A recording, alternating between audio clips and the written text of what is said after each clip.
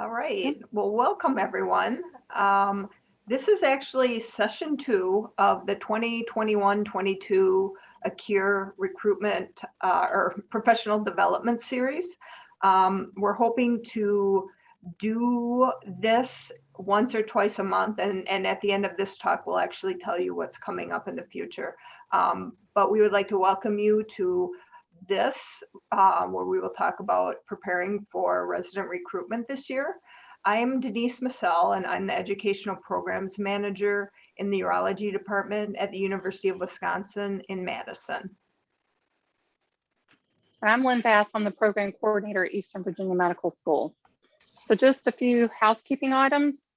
As Stephanie said earlier, if you could put your name, make sure your name's on your screen, and your institution would be great if you could. Mute yourself, please. And if you have questions and comments, if you would please put them in a chat or save them until we'll do a question and answer at the end of our presentation. We appreciate that. Thank you. All right, so I think we've all seen this picture a million times. We certainly juggle many things, but this is especially true during the interview season. So like last year was a very unusual year, including how we conducted interviews. We had to learn new systems very quickly. We had to create new documents and literally change our entire interview format. This is why we felt it was important to share and do this presentation. So Denise and I will walk you through the process and share our experiences, tips, and documents to assist with your preparation. So what do we know? Interviews are virtual. September 29th, our ERAS opens to programs.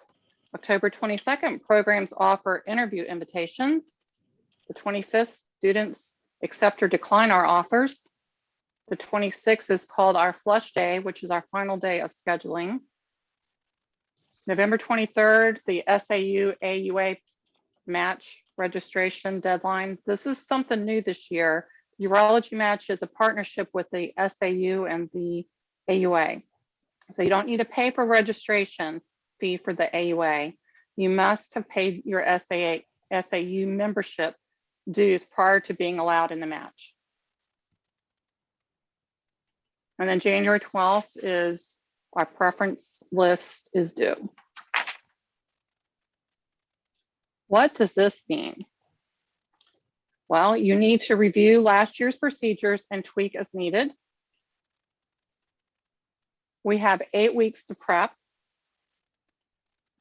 And then the fun really begins because we have less than 4 weeks to review all the applications and make our decisions on who we want to invite on February the 22nd. Then we have the weekend to recuperate. And on Monday the 25th, students will accept or decline our offers. And then we have 1 day left. It's October 26th is our flush day, where the students can release previously accepted interview slots in favor of any invitations offered to them off the wait list. This is the final day of scheduling. And then you have 11 weeks to complete all your interviews and submit your preference list. And let's not forget, we've got Thanksgiving, Kwanzaa, we got Christmas, Hanukkah, all during this time too. All right, so now that we know our timeline, we got that down, let's look at the ways that we can get these tasks done. Update your website. Make sure your stipend rates, your residents, alumni, and faculty are all current. Virtual open house. That's a great way to showcase your department, especially since we're doing virtual interviews again this year. And you can announce it on your website like you see here. You can also announce it on Twitter. I will admit I don't do a lot of tweeting, but I forced myself to do it for this. And so this was one that I sent out recently and got a fair number of hits. And you're gonna have to show me how to do that, Denise, because I wanna do Twitter this year sure. too. You can also advertise your open house on the SAU website. So you just email Monica like you see here on the screen, and you can see numerous of us have our open house information listed here. And then wherever else your department decides you'd like to advertise. Okay, so you can create a Google document as your registration form, and it will populate into an Excel spreadsheet that is helpful in organizing your event.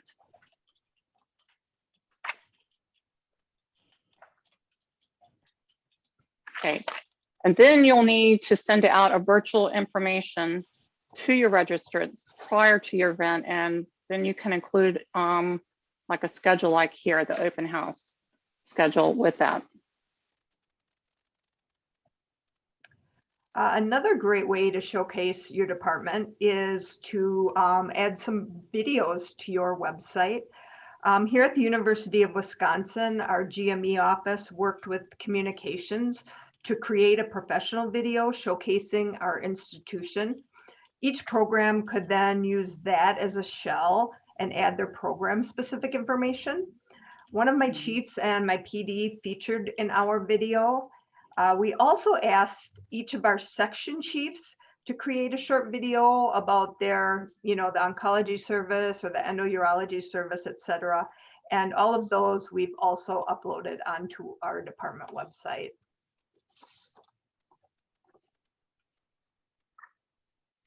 So I'm really excited that we finally completed our program video.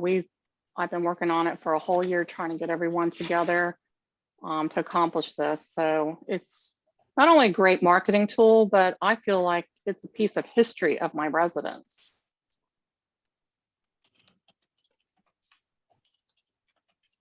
Okay, so ERAS sends out periodic emails throughout the interview season. This is an email that they sent June the 23rd, inviting us to what they call the pre-season setup. This includes a link to their user guide and their community site, where you can find their training resources and webinars. So I recommend you go to those links if you haven't already. And this is just the second part of the email that was sent to us. Okay. So create a spreadsheet for reviewing applicants. In ERAS, you can create an all applicant roster report for which you will be able to populate information like that that you see on the columns. And then you can add other columns that your reviewers might like AOA, fit letters, grades, research, and scores. Now, our department scores the applicants 1 through 5, 1 being yes, you're going to get an interview, 5 or no. So then I sort the 1s, 2s, 3s, 4s, and 5s scores. So then I can have an accurate list to go by when I start sending out my offer letters. Lynn? Yes.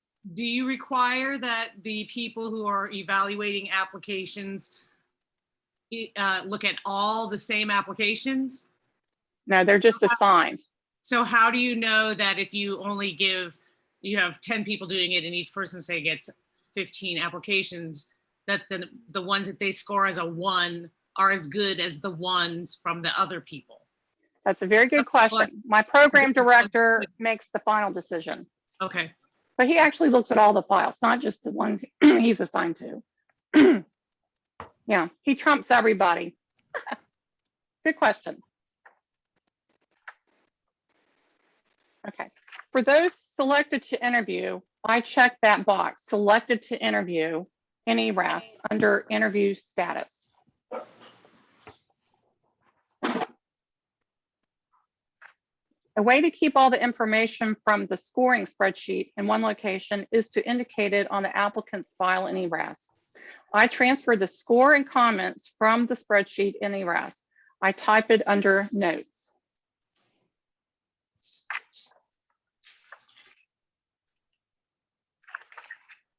So once I've received the score sheet, I am ready to send out my offer letters, the wait list, and my no letters on October 22nd.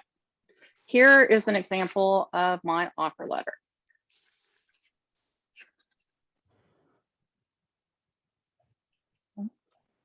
Here's an example of a no letter.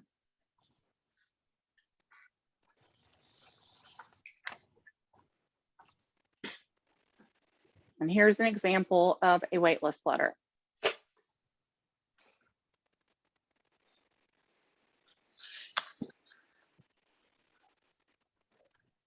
So we just want to take a moment here to just remind everybody how important wellness is during this period of offers, acceptances, and the flush day, because it is really just such a short period of time. And not only are you taking care of all the applicants and your program, but you need to take care of yourself as well. I'm just going to tell you a short story about last year. So on Friday, I sent out all my invites, went home thinking I had a nice weekend ahead of me, had a massage, and on my way home, driving home from my massage, my program director called me in a panic because a student had called the SAU complaining that we hadn't sent out our no letters. I had told my program director twice that we had to do this, and he was very reluctant. He's a nice guy, and saying no is hard. And so as I'm driving home from my massage, you know, no longer well and or non-stressed, I had to then get on the computer and spend pretty much the rest of the afternoon sending out no letters. So this year we will be sending the no letters like we've been asked to do.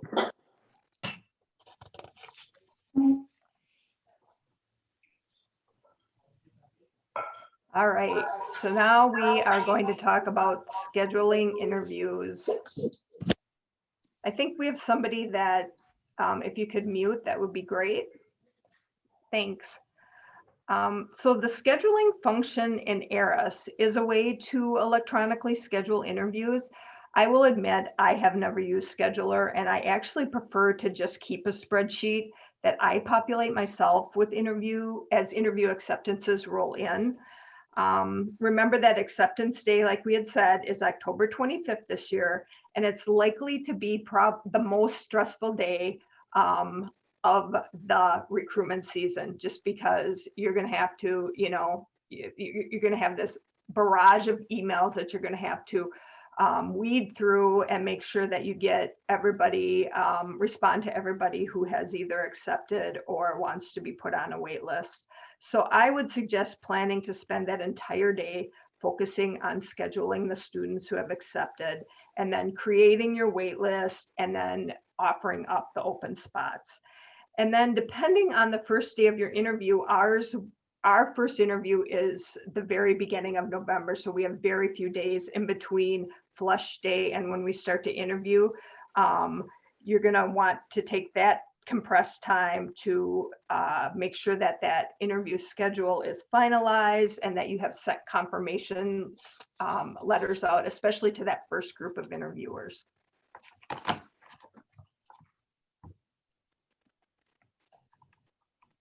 Now, I do use the ERAS scheduler, and I feel like it's a way you can track who you've scheduled to interview. So here's the print of a report for each of our, I print a report for each of my interview days. So this is just a sample.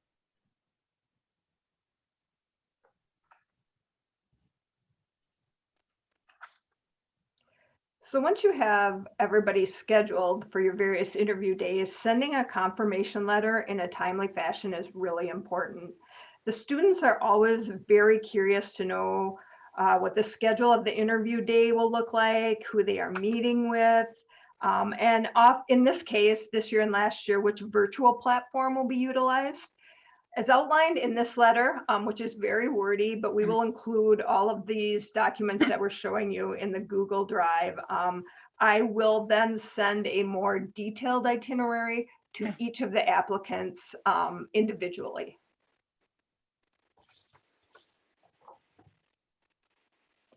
And then this is the itinerary that I send to them on letterhead, along with a list of our residents and their email addresses, a list of the faculty they interview with and their email addresses.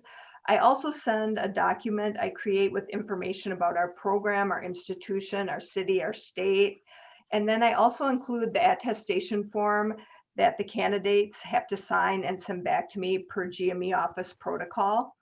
And with that, I send a copy of the appointment letter, the rotation schedule, the diversity initiatives, the wellness activities in our institution, all of the things that you might give them in a folder if they were to interview in person with you.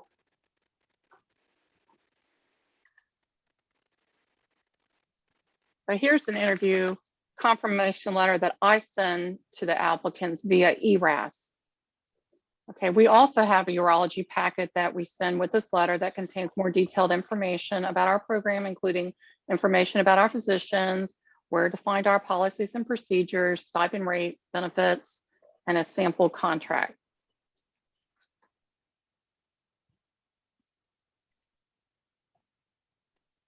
And here's the candidate schedule that I include with the confirmation letter.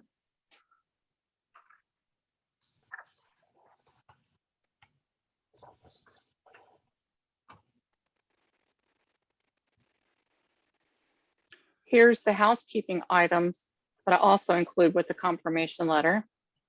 And if you'll see there in the middle where it says help and my name and my cell phone number, well, it actually did come in handy on interview day because I had somebody that popped out of the Zoom meeting and had to quickly get back in. And I think that really assisted her because she called me on my cell phone.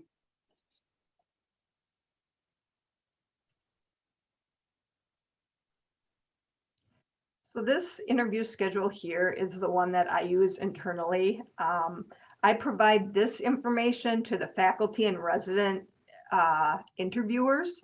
And you can see here it discusses the virtual setup, the timing, how the breakout sessions will work. I emailed this a week prior to the interviewers, along with each of the candidates' ARIS applications and a picture roster of the candidates, which includes their email address and their telephone number.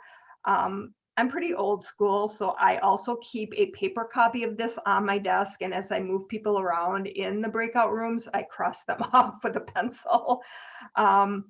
When we interviewed in person, we would actually follow up our interview day with an in-person RINC meeting. And we elected not to do that during the virtual interviews last year.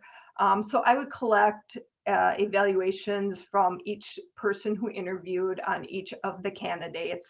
And that actually gave me time to put that together. And we then created a rank list that we could massage throughout the year. But when we did it in person, I would get back the evaluations from everybody and have to throw everything together into a PowerPoint presentation, an hour after we had finished interviewing prior to our RINC meeting. So I actually really did prefer not having the RINC meeting at the end of the day. Yes. Yep. Hopefully it will stay the same this year.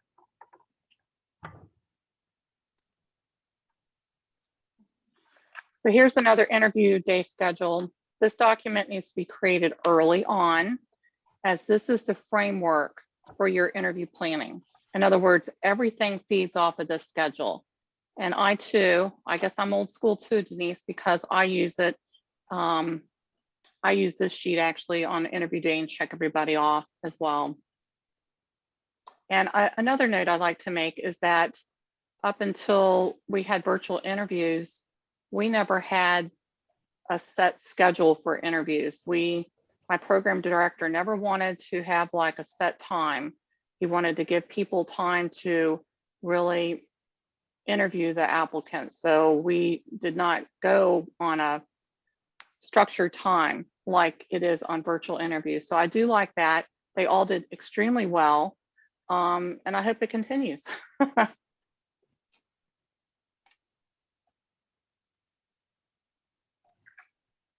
So here's an interview confirmation letter I sent to the interviewers. Like Denise, I do it a week before our interviews. And I also print the schedule and score sheet and give that to them the day of interviews. So here's a faculty schedule that I attach to the letter that I give them for the interview day. Back up to the last slide. Okay.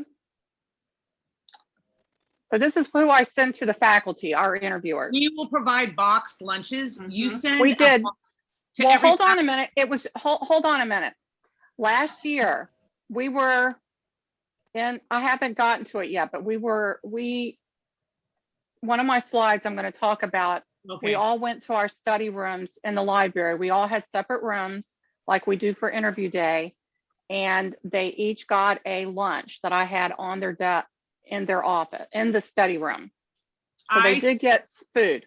So they were actually interviewing on campus, not in their homes.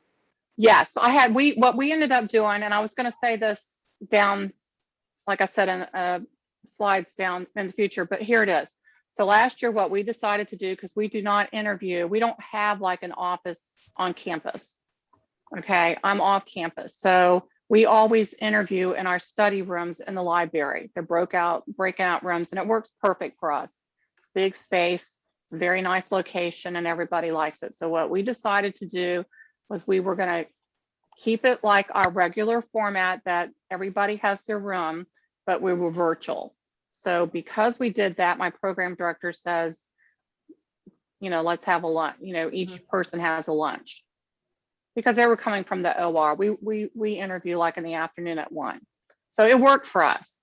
And if anybody needed something, they could run from the room and get me or something. So it worked for us. Nobody was like on an elevator somewhere or in the hospital. And my residents were the only ones at the hospital. My chiefs had a special room with us, a study room, and they were there. But other than that, the residents were at the hospital. I like this idea, but I know that if I bring my faculty back to campus, they will try to do paid work. They'll try to do work. They need to be at home. I thought maybe you were sending them boxed lunches to their home. No, I'm sorry. No, and we didn't do it to the applicants or anything. It was just. I'm not going to do it for applicants either, but maybe I should send them something to eat at home. Yeah, but I mean, it worked for us. I want them to want to do it this way every year.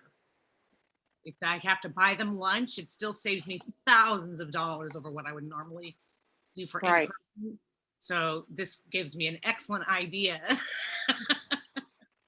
Thank you. Yes.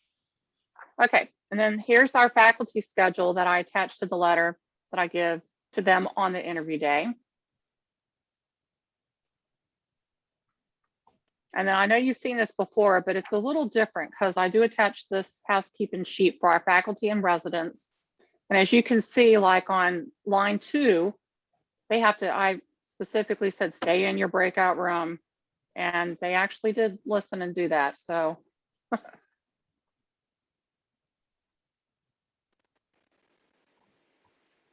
All right. Are you going to start the poll, Lynn, or would you like me to? Yes. All right. So we would just ask if you could all please take a second to answer the poll questions. Oh, well, that was quick. We have provided. And this is just to help us prepare for our next professional development session at the end of the month, when we are going to take kind of a deeper dive into each of these platforms, depending on what everybody has used or what you plan to use. We'll just give it a few more seconds here. It looks like almost everybody has voted.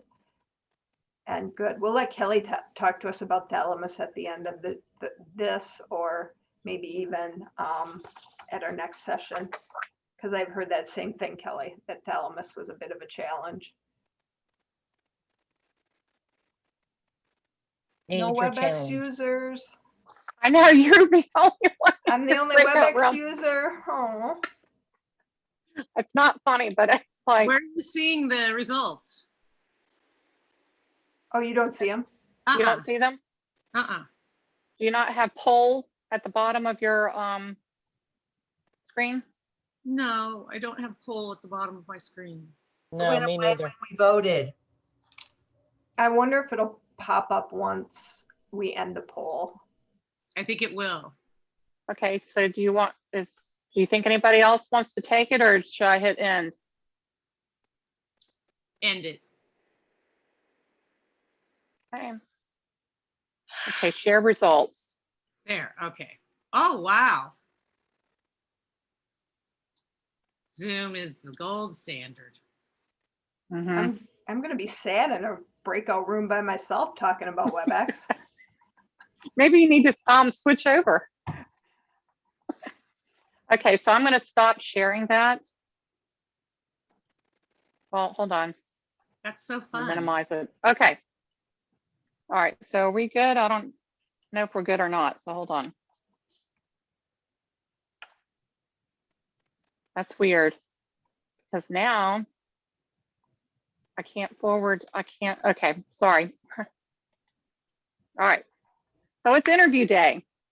It's a good idea for us to have a checklist so you don't forget anything.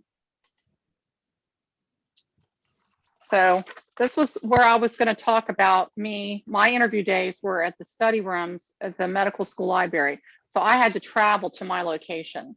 So I made a checklist of things I needed to bring that day.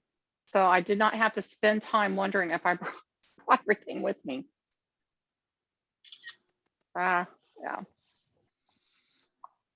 Okay. Create a list of the cell phone numbers and email addresses of the faculty and applicants and provide to everyone. You may need to reach out to them or vice versa. And like I said earlier, I had an applicant that got disconnected and she got back in, and just having that information, because if you don't, it could really throw your schedule off. So time is of the essence when situations like this occur. We'll interrupt his stuff that he was doing.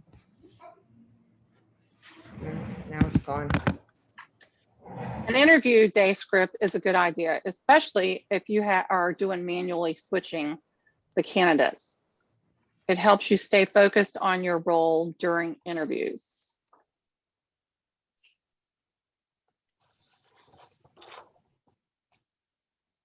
So we're going to move on to the score sheet. This is a copy of my interview score sheet. So as I had said earlier, when we were meeting in person, I would collect all of these and quickly compile all this information prior to our rank meeting.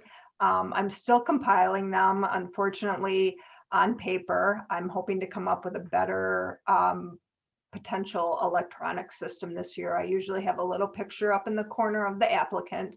And then these are returned to me and I will put together a PowerPoint with each of the applicants and their various scores.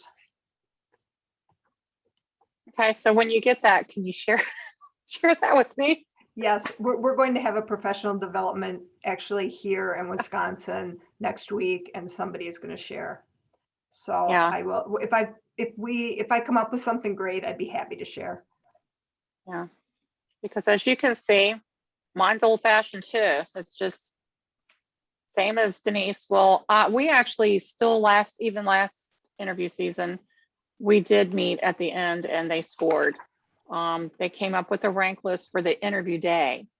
And then those score sheets and the rank lists are given to me, which I create a PowerPoint for our ranking meeting, which is after all the interviews. Can I make a comment? Sure you can. The section where it says fits our style. I know you're going to say something about Everybody needs to come up with a different way of saying that, because apparently fits our style means colonial appropriation and diversity adverse. But I can't think of another thing but fits. I'll just tell you what my style is. They get worked really hard. So I need somebody like with grit. So I'm not looking for any skin color at all, but still, they think that when we say fits, it means like me, it's so stupid. So yeah, but I think for us, the meaning is, I'm just going to put grit. Are they like the same style as us, like, are they, I know that's what we all mean, but our words are getting canceled and twisted. Yeah, I think I'm just going to put on mine that instead of say fits our style, it's just going to be grit. Because mine is just going to say tolerates cheese. So there's that, Like grit, if you can't eat cheese, you can't come here.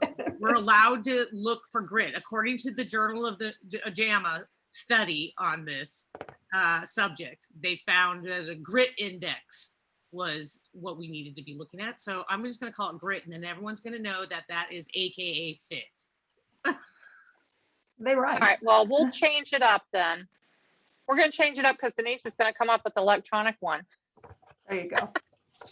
May I make a suggestion, Lynn? Yes, please.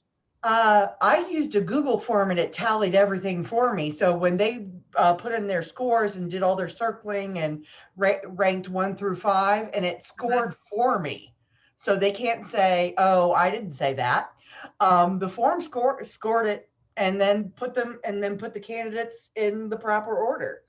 Benny, can you, That's what I did. it's Susan, can you tell me how to do that? Because I tried to use the Google form as well, Yeah. but I wound up having to do my own spreadsheet and printing everything out. So I killed a couple of trees on that and had to do my own spreadsheet because Okay. I couldn't get it to do that.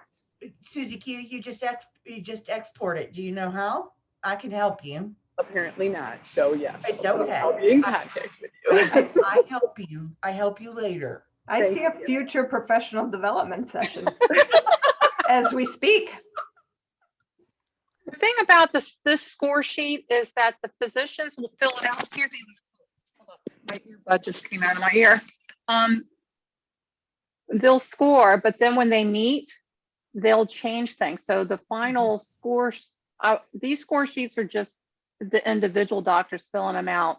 But then the actual rank list of the interview day is what I get. And I find a lot of times the score sheets are different than what they end up with as they're talking and discussing them. Oh, yeah. So Jenny, what you were saying, that makes good sense, but they have already decided what scores they want to give these people, even if I were to put it in a Google, Well, at least it's a jumping off point because no matter what, they're going to change it anyway. right. I mean, my guy's changing it all the way up to the day that it has to be. That is Right. That is true, but it Because was we just were asked so to, much easier. interview more holistically. We don't actually give these scores back to them at the rank meeting. And what we've done instead is we've asked the group to take the 30 applicants and come up with the first 10, the second 10, and the third 10. So everyone agrees that these first 10 are the 10 best and so forth. And then the program director takes that information and he decides which people in what order he's going to rank all of the people on there, after also speaking to the residents to get their perspective, which oftentimes knocks out a lot of the faculty favorites. Well, that's going to work out perfectly this year since the program director has to do the submission in the end anyway. Well, yeah, and it was hard for me to get my faculty to understand that not only is the rank list not circulated to any of them that they don't get to know, but that it actually is in fact the complete and sole decision of the program director, the rank order, and that they are actually advisors to give feedback and input, that they're not deciders. And I actually had to have the DIO come in because I believe it might be the first time since 1952 that somebody has told them that. And so now by doing it this way, where they really don't have any idea of who's going to be the number 1, 2, 3, 4, everybody's at peace at least being able to agree on who the best 10 and so forth are. And it's gotten rid of a lot of argument, and it's made the rank meeting take less than an hour from what it used to be like the Afghani parliament meeting, you know?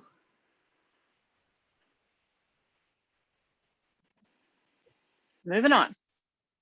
Okay, so I include the interview scores and comments in the applicant's file in ERAS. So these scores can be used to generate a rank list for your rank meeting. And also I would like to point out that the information like this can be saved as part of the file along with their letters of recommendation, personal statement, etc. So I use ERAS for everything and put all my documentation with scores. If they send letters, like communication, like an email, I'll put everything in ERAS. So here's the rank list report from ERAS.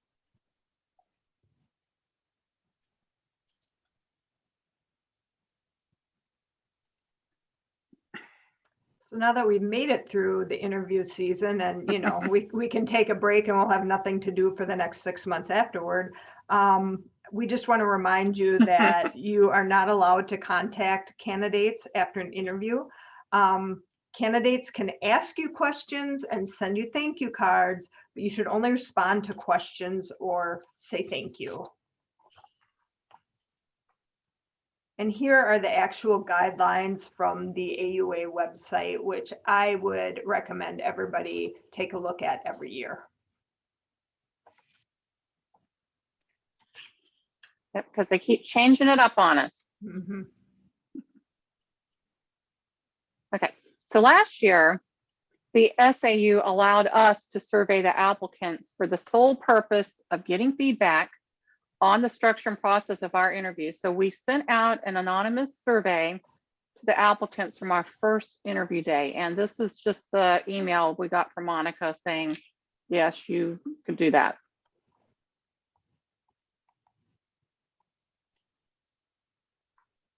Okay, so here are the questions that we asked, which were helpful in knowing how to proceed with our future interviews. Basically, it was just, did they feel like they had sufficient time to interview? We gave them 20 minutes. We have a 5-minute break. And then in the middle of the interview day, we had a 20-minute break. And then we also wanted to know if they felt like they spent enough time with the residents.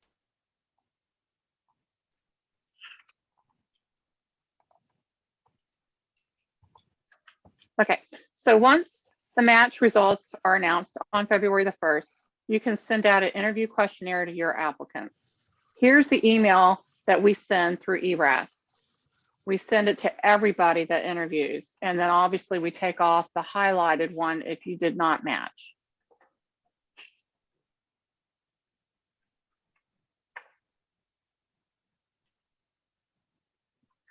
Here are the interview questions that, this interview survey questions that we send out, and we use Qualtrics to create our surveys. When they still are looking at Eris after they match? Now, why are you asking that?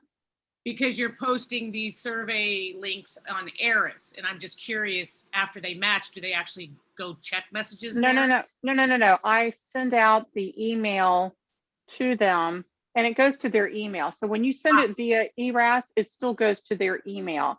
It's just it's an easier way to have everything, and then it's stored there, and then you have it as a good reference. I try not to use my email. I have a question. Yes. Going back to the part that you were saying that we're not allowed to contact applicants after the interview. What Yes. if they send you an email saying that they're very impressed and they're gonna rank us high or first? Do we answer or nothing? I wouldn't answer with any more than maybe just thank you. Thank you. Acknowledge that you got it. Thank you for Mhm. your Thank you for your feedback. Yeah. yes. Yeah. Yep. Keep Okay. it neutral. Yeah. Perfect. Thank you. Mhm. Okay. All right, and then I added these 4 questions on our survey last year about the virtual interview.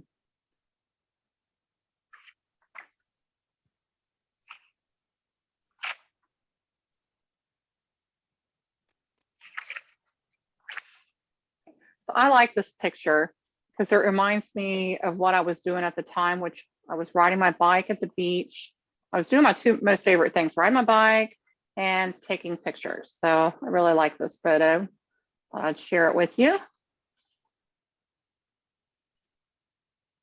And this is where I grew up in southern Wisconsin. I actually grew up right on this lake, and I still to this day walk and bike around this lake.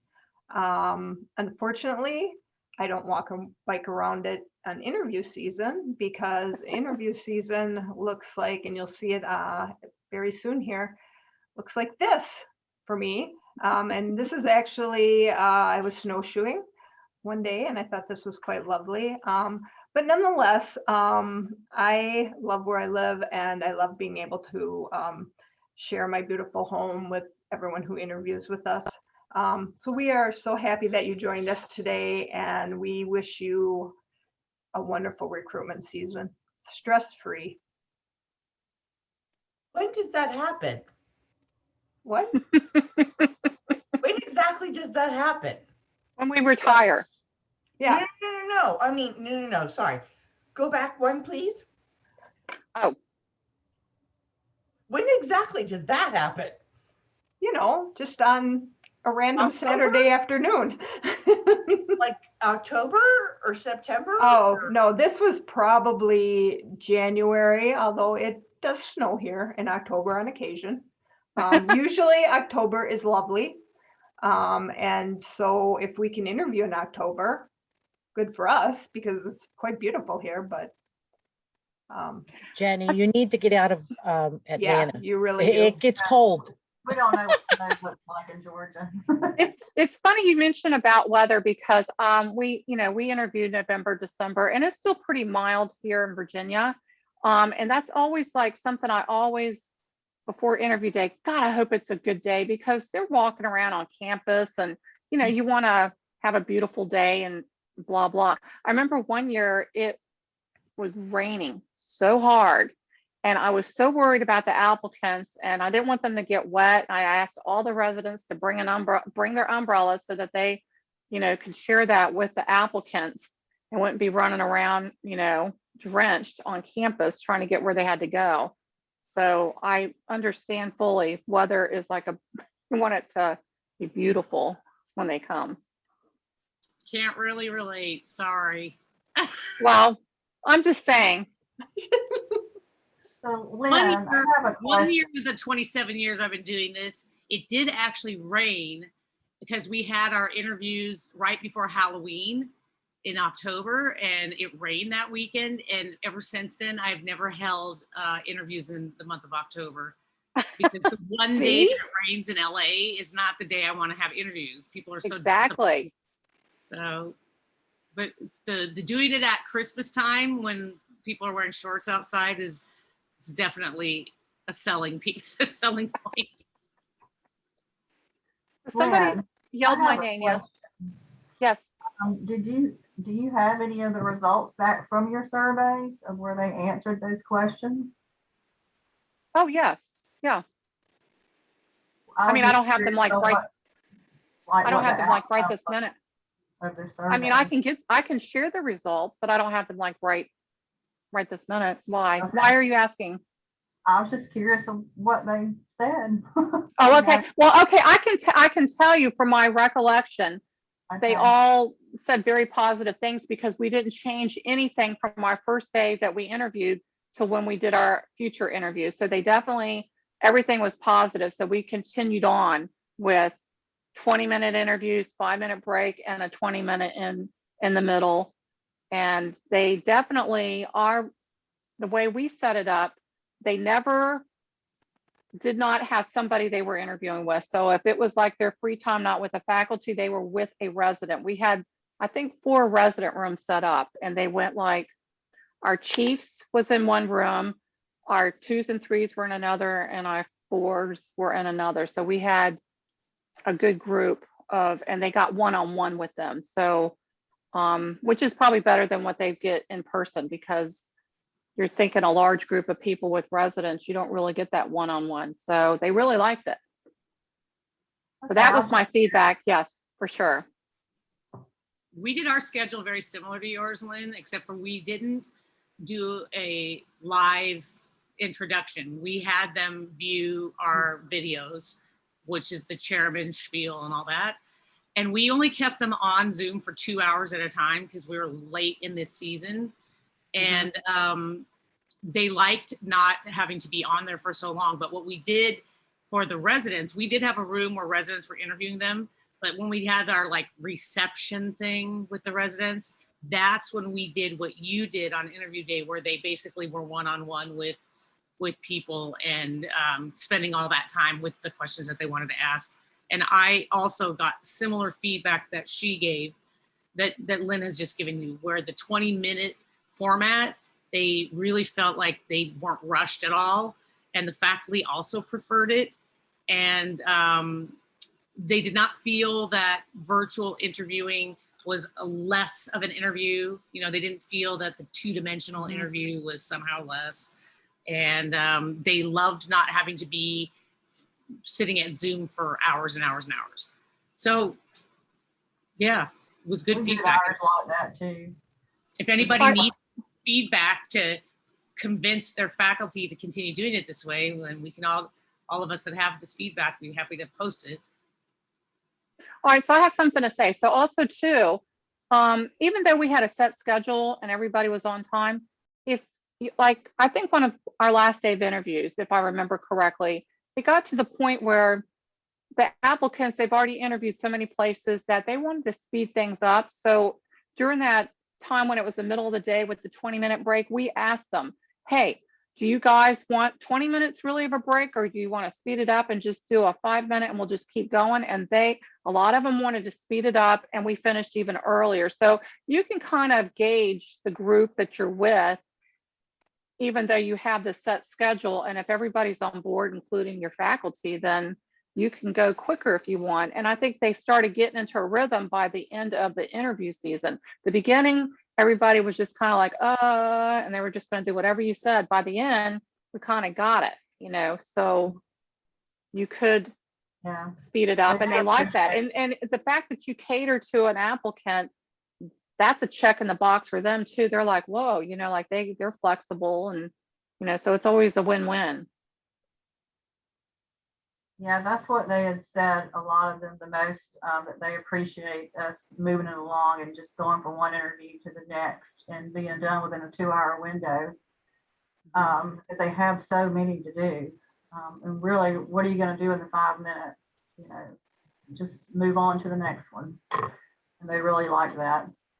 That's why we paired faculty in the interview rooms. So if somebody needed to go to the bathroom or whatever, we never had to wait for that person to come back. The interview just kept going, and applicants were only tied up for 2 hours at a time. The faculty was tied up all day like they normally would be, because I didn't let them leave their rooms. They did have 20 minutes in the middle of the day where they had lunch, but we didn't have any applicants on during that time. And then we just resumed it like that. So we saved a lot of time by not doing welcoming presentations and things like that. We were able to email those, and also I think we'll probably put them up on our website again this year. And as much as I think our faculty was disappointed at not being able to do the little dog and pony show, they were also disappointed to find out that nobody really missed it. Like I was told by a few applicants that having the presentations by email or being able to look them up on YouTube or whatever, that when they were putting their rank lists together, they would go back to those videos and sort of re-watch them, and it helped them in their decision-making process, where coming in person, you don't have that to remember with. So there was a positive for that as well. Okay, I'm looking at some of the comments. Somebody asked, will the presentation be shared with the participants? Yes, for sure. And we were also thinking about putting all the documents on a shared drive, so you would have them. Love And that if anybody idea. wants to even share their documents, that would be even more of a win-win. Yes. We could start a movement. Yeah, feel free to send us your documents if you want them posted. And then if you go to the next slide, Lynn, we have some more exciting news. Okay, I was still looking at the Oh, sorry, the chat. That's okay.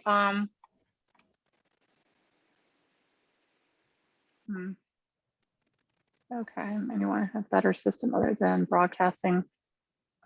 Somebody's asking the question. Anyone have a better system other than broadcasting for letting the applicants' faculty know how much time is left during their session through Zoom?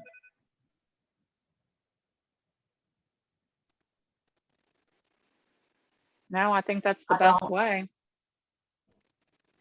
And the same with WebEx. That's exactly what I did in WebEx as well. I do put it in all caps so they can see it better, but I don't know any way to let them know unless you. Well, the other thing you can do is you can pop into the room. I actually had to do that one time. You can go into the room and say, hey, da-da-da. That's the only other thing you can do. I don't like to do that, but if it's holding everybody else up. But for me, all I had to do was leave my room and just run down to one of the other rooms and just wave at the door. And then they looked at me, and then I was like, okay. So Hi, this is Sophia. I was the one that asked that question. What I found out was that my APD actually had a really dark background, a virtual, Oh. and so he wouldn't see any of the broadcasts because Oh.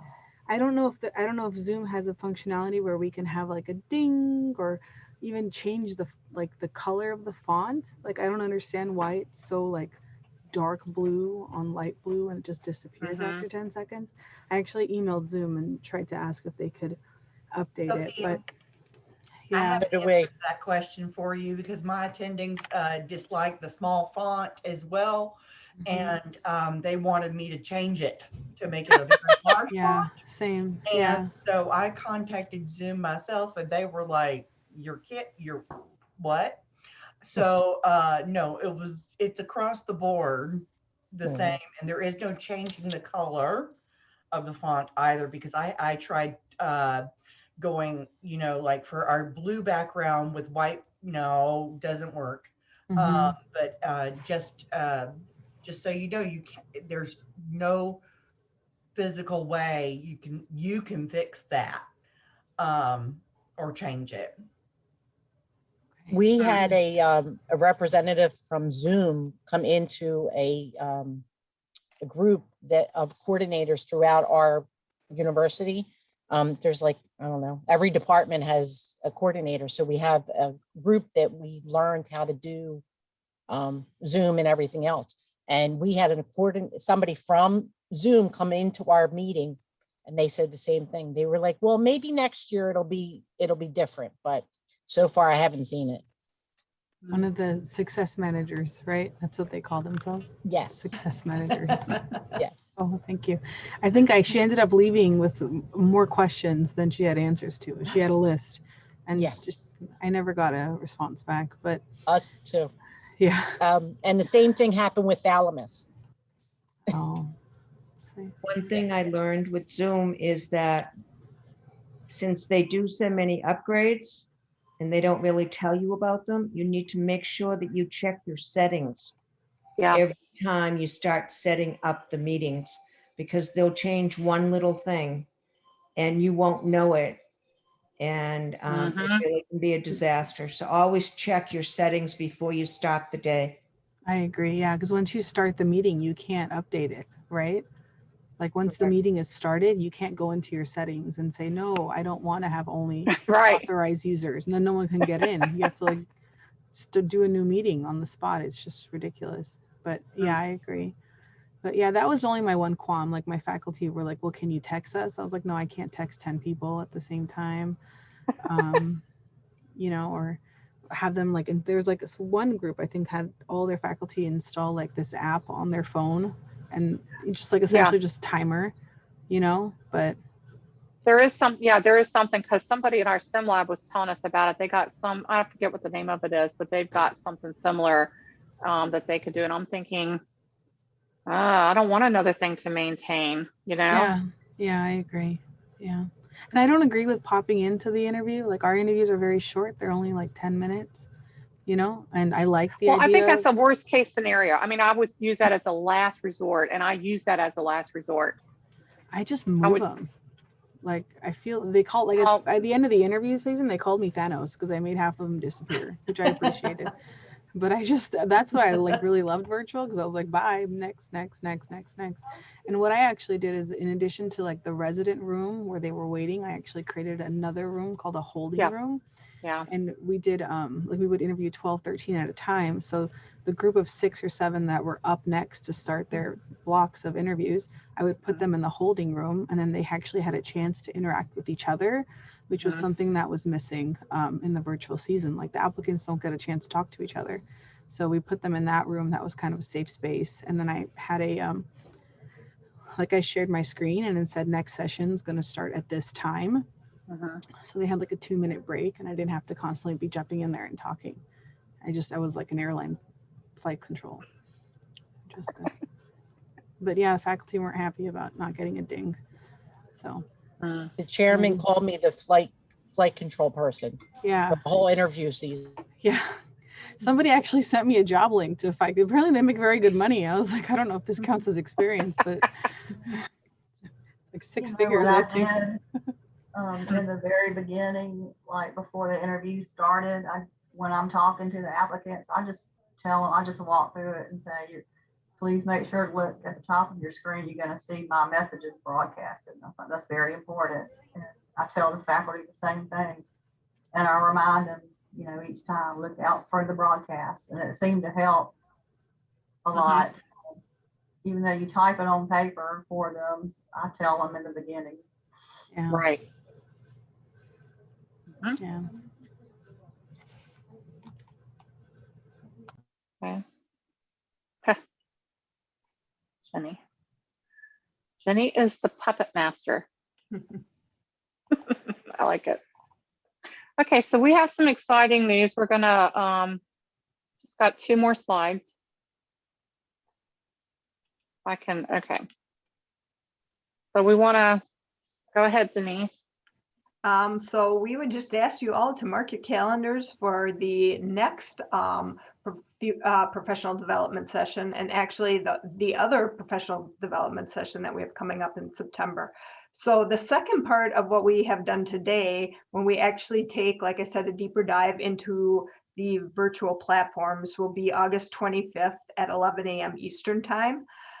This session will be an interactive discussion, so we'll break up into groups of lessons learned and breakout rooms for individual platforms. It looked like Zoom and Microsoft Teams were the big ones, so we definitely will have experts who have used both of those.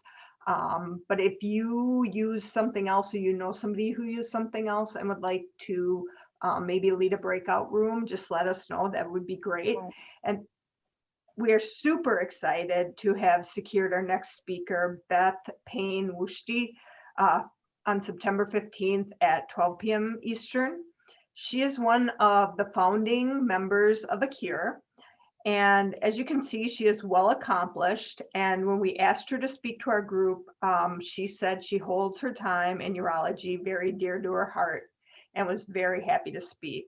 So we know firsthand actually that her presentations are wonderful. She has been a keynote speaker at the ACGME coordinators meeting, and I actually was a part of what we call MEAC here in Wisconsin when she met with us in Milwaukee and was our keynote speaker, and she was fabulous. So I think you guys are in for a treat. She is high energy and is going to talk to us about empowerment and advancement and everything that we need to know to be the best we can be professionally. And then we are also going to hold some Tag Me study group meetings. So you can see the dates and times here. Lynn is going to send out a calendar invite to everybody. And I'll let you, Lynn, tell them what our plan was for August 12th. Oh my goodness, really? Okay. So I think Okay, sorry.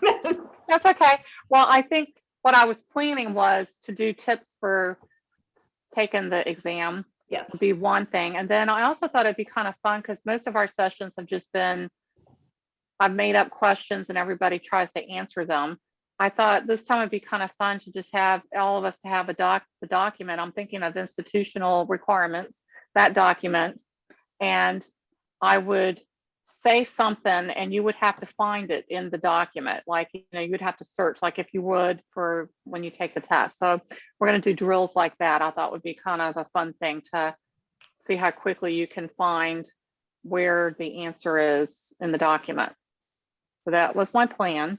Scared so yeah, already. and say that again. Scared already. Oh, well, it's just a different way to kind of test our skills. I need to print it out in really big font so the old eyes can read. There you go. So anyways, and I think the study group's just a wonderful way for us to learn from each other. So I hope that more will participate. I'm not taking the exam. I've already taken it, but I still participate and I learn every single session. So I highly recommend it. And that's all I have. So it looks like we're at 3 o'clock, but I am willing to stay if anybody has any additional questions or comments or tips they would like to share? I did want to just mention that the SAU has invited some of us to preview something that I think they're going to be trying to do this season, which is called preference signaling. And we're going to find out about it on Friday. And so watch for news email blast in case there's something we actually need to tell you, or maybe it'll just be a little description of what it means or what it is that we'll be doing. But that's something that they're planning, and they have warned me about it and are giving us an opportunity to figure out what it is rather than just dropping it on us at the last second like last year. So just so happy that this professional association is really making some traction. And all we asked is that we just want to know ahead of time. That's it. Like, dare say maybe next time they'll actually give us input. It's just baby steps. Knowing ahead of time is just fantastic. I think general surgery is part of that pilot program it's an ARS supplemental application, right? That includes signal preferencing. I don't have any idea what it is. I thought their signal preferencing was, honestly, I thought it had to do with more when they put the rank lists together and letting us know which programs they're most focused on. Or I actually don't know. I'll know after Friday. Okay, well, otolaryngology, I know last year they were doing a pilot because our coordinator here was telling us a little bit about it. So maybe you could find out from your coordinator at your institution, Shannon. From my what? The otolaryngology group last year, they started that. Oh. They had a pilot that they were doing. So maybe somebody, the coordinator at your institution, you could get information from. I will, because if there's any like snafus or anything that happened for her, I want to know what they are up front so we can not have that. Right. I got to figure out who that person is. But yeah, I'm going to reach out to her. Good idea. Thanks. Great session, you guys. Fantastic. Yeah, it was a good drill. At least I got all my stuff and I'm ready to go now for interviews. Mm-hmm. Right. Good drill. Totally right. Yeah.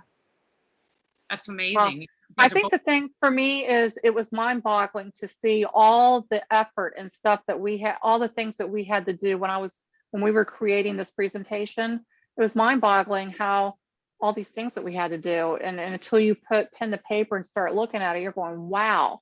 And that was in addition to in the height of the freaking pandemic we were in and all the other stressors we had. Warning that we were going to have to pivot and do it this way. Right. So yeah, this was all on the fly. This is just how your brain works. Boom, boom, schedules, spreadsheet. And it wasn't like we shared a lot of information with each other because we were too busy doing it. Now that it's a year later, it's like, maybe we should look at how everybody's doing and not try to reinvent the wheel and see how did we really do. And just sharing, like with Denise, I learned things that she did that I didn't do and vice versa. And it was like, I like this. This is like what we should be doing. Guys, the more you make this efficient and smooth and dare I say fun for the faculty, the more they're going to be willing to maybe continue doing it. Like that's been my goal from the get-go. I wanted to be better than in-person interviewing because that way it's easier. It is easier for me to do it this way. And my guys did it all from home and they loved it. Had no problems. I did have internet connection problems, but of course those things should be prognosticated. But again, having more than one person in an interview room kind of keeps that from being a big problem. But I think it would be a good idea to have what are you going to do if like the sky fell down and you lost internet service for some reason in your zip code for whatever reason. I know my program coordinator for our FPMRS fellowship had their interviews right in like March when we first went on shutdown and nobody even knew how to use Zoom. And she tried to schedule each applicant for each interview with each faculty member as an individual Zoom.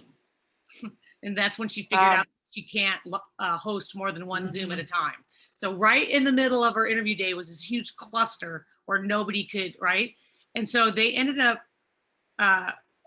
faculty ended up using FaceTime on their cell phones to do, so that was a very great lesson for me. Well, first of all, I didn't even know how to use Zoom back then. So good to know that I learned that that has never happened to me. But also making sure that they each have contact information for that individual, because the biggest thing is that they panic and, oh my God, what's going to happen? And it all can be fixed. I mean, if we have to reschedule, have another date, we'll do it. If each one of them have to on their own call them one at a time, we'll make it happen. So as long as you have that plan B, if there's a smooth transition, you just say, okay, FaceTime him on your computer. I mean, you can do that, right? You can FaceTime on your computer, I guess, if you have a Mac. So, or however, so that plan B, not that you would have any of those problems because yours is very well organized. And then Shannon, you're right, because that's why I had that one sheet with everybody's contact, because I kept thinking, if something should happen, the doctors can quickly just call the person on the phone, and we may not take care of everybody, but we can still try to do as many as we can that way. So that was my whole thought process of making sure to have everybody's information readily available. Everybody has it. And the doctors, they're smart enough, they can get right on the phone and start calling. I don't have to go run and say, can you call, They just know. And also, even if it's just to call them and say, hey, we're going to reschedule your face-to-face or whatever we have to do. I mean, I got notice from my Department of Water and Power that my power is going to be cut off on a certain date for like hours. And they want to let you know ahead of time. Well, what if that would have been my interview date and I'm doing this from home? They didn't give me a lot of notice, so I always have to have a plan B. What am I going to do if there's a problem? I live 2 hours away from my institution. Right. So I'm doing it from here. So probably the smart thing would be to just go to work and do it from there. Get in your car and go. Yeah, I'm scared to go into the hospital with this Delta variant. I'm sorry. I'm not, I'll go in with my World War II gas mask with the oxygen canisters on, at least till I get into my hermetically sealed office. And, that's actually probably what I should do. But I like to just be on the edge and just chance it and just sit here and do it because it works. I haven't had one single internet problem since pandemic, which is mind boggling because I live in the country and there's a high school right here. And there's tons of kids that live in these townhouses that are probably on the internet all day. So I don't know why, but I have not had a single issue with frozen screen, low bandwidth, nothing. That's good. So does anybody else have questions? This is good conversation. I've really enjoyed it. Yeah, thank you all for coming.